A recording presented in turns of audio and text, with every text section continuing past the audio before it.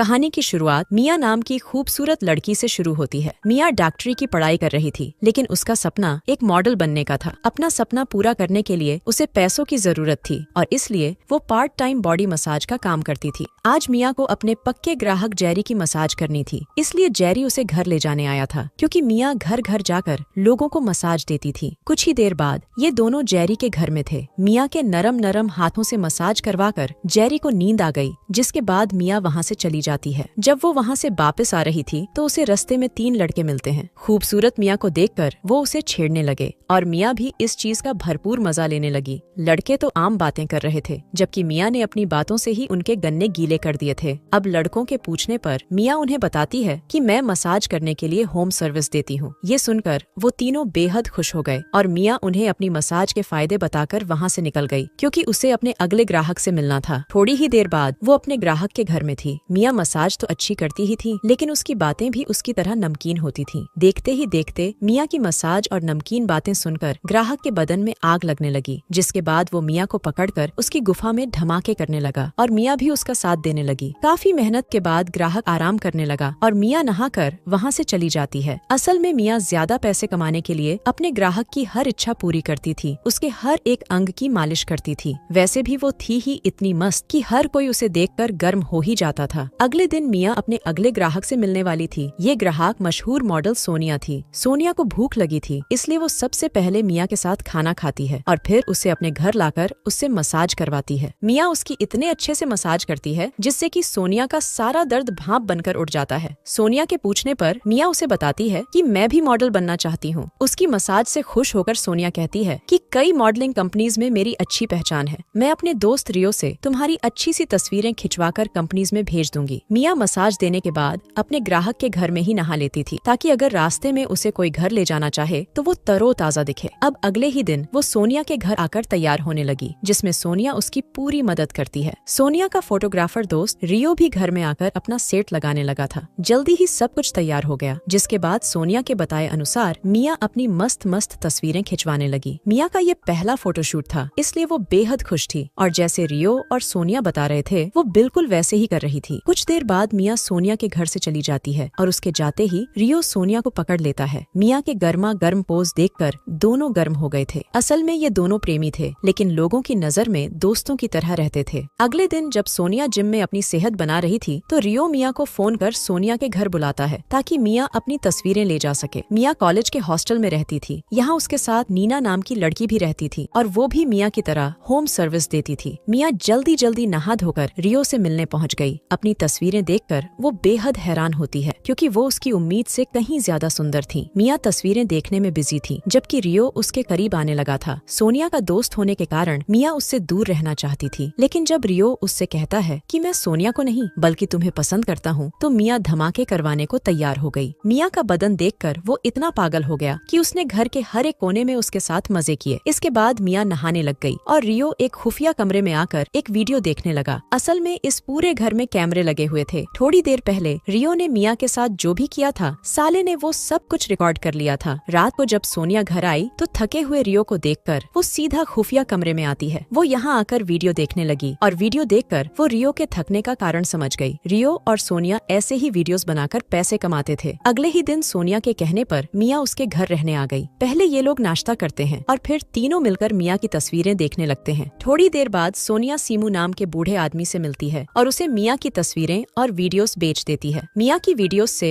इन्हें अच्छी खासी कमाई हो गई थी, इसलिए ये लोग कुछ पैसे मिया पर भी खर्च करते हैं। इसी बीच सोनिया मिया को बताती है कि आज रियो का जन्मदिन है, इसलिए रात को हम लोग घर में पार्टी करेंगे। जब ये दोनों जन्मदिन मनाने की योजना बना रही थी तो कुछ लोग उन पर नजर रखे हुए थे। रात होते ही रियो के जन्मदिन की पार्टी शुरू हो गई। तीनों दारू पीने के साथ साथ खूब हंसी मजाक भी करते हैं। पार्टी को रोचक बनाने के लिए तीनों गेम खेलने लगे। गेम में हारने पर सबसे पहले रियो अपने शरीर पर बर्फ घिसता है और जब मिया हारी तो उसे सोनिया को किस करना था। वो जिस तरह सोनिया को किस कर रही थी उसे देखकर रियो की पतलून में हलचल होने लगी, जिसके बाद वो दोनों को पकड़कर उनकी गुफा में धमाके करने लगा। मिया इन दोनों से दोस्ती कर बेहद खुश थी, जबकि ये लोग उसका गलत फायदा उठा रहे थे। कुछ दिनों बाद जेरी मिया से मिलने आता है। वो उसे घर ले जाना चाहता था, लेकिन मिया मना कर देती है, क्योंकि उसके एग्जाम आने वाले थे, इसलिए वो पढ़ाई पर ध्यान देना चाहती थी। जब मिया वहाँ से चली गई तो जेरी के पास वही लोग आते हैं जो सोनिया और मिया पर नजर रख रहे थे। जेरी के पूछने पर वो बताते हैं कि हम पुलिस हैं। आजकल मिया जिन लोगों के साथ काम कर रही है वो लोग गंदी वीडियोस बनाकर बेचते हैं और हम मिया को गवाह बनाकर उन्हें पकड़ना चाहते हैं। रात को जब मिया सोनिया के घर आई तो उसे वहाँ पुलिस नजर आती है। मिया को कुछ समझ नहीं आ रहा था और तभी अफसर सैम उसे बताता है कि तुम्हारे नए दोस्त तुम्हें मॉडल नहीं बल्कि गंदी फिल्मों की हीरोइन बना रहे हैं। इसके बाद पुलिस वाले मिया को लेकर एक होटल में आते हैं और मिया की मुलाकात सीमू से करवाते हैं, जो उसकी वीडियोस खरीदकर उन्हें इंटरनेट पर डालता था। रियो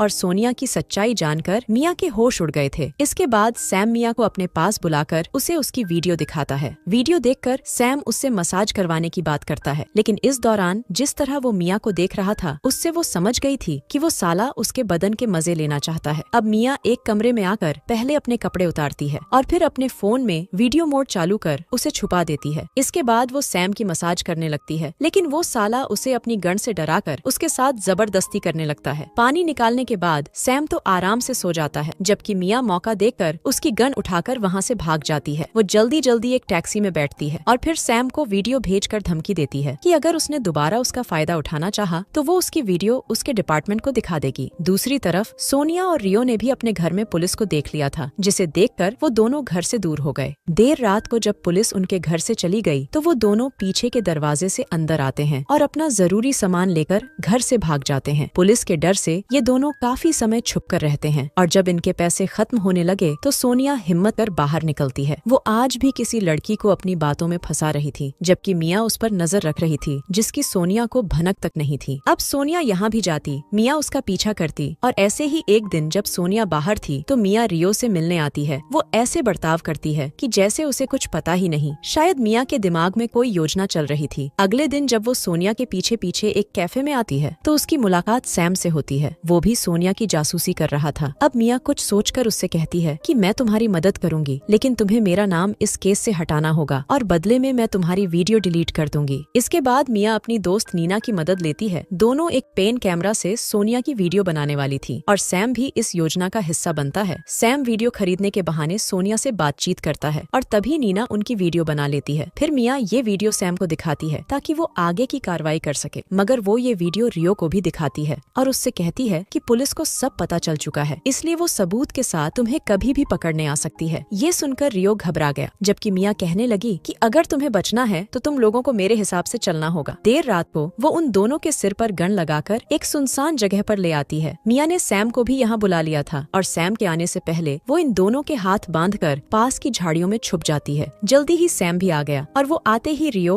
और सोनिया को गाड़ी से बाहर निकालता है। सैम इन्हें मारने वाला था, लेकिन रियो सैम को रोकने लगा। दोनों में हाथापाई होने लगी थी और तभी सोनिया सैम की गन उठाकर गोली चलाती है। उसकी चलाई गोली रियो को लग गई थी, जिसके बाद वो सैम को भी गोली मार देती है। अब वो जल्दी जल्दी सैम के हाथ में गन रखकर भागने लगी, लेकिन सैम अभी जिंदा था और वो मरने से पहले सोनिया को मार देता है। कुछ देर बाद मिया बाहर आती है। उसके पास सैम की जो गन थी वो उसे रियो के हाथों में रख देती है ताकि देखने वालों को लगे कि ये लोग आपस में ही लड़कर मर गए। इसके बाद वो उनका सारा सामान लेकर वहाँ से चली जाती है। अगली सुबह वो सारे सामान से भरा बैग नदी में फेंक देती है और इसी के साथ इस कहानी का यही अंत हो जाता है।